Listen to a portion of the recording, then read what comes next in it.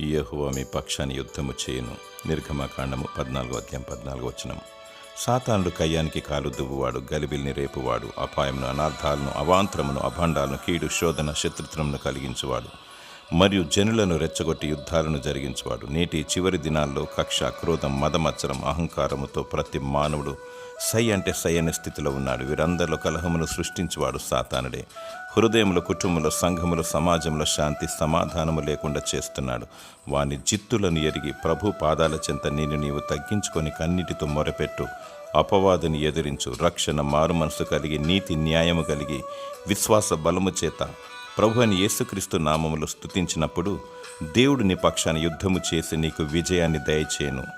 దేవుడు నీకు ధైర్యమును, సమాధానమును దయచేయునుగాక. ఆమేన్.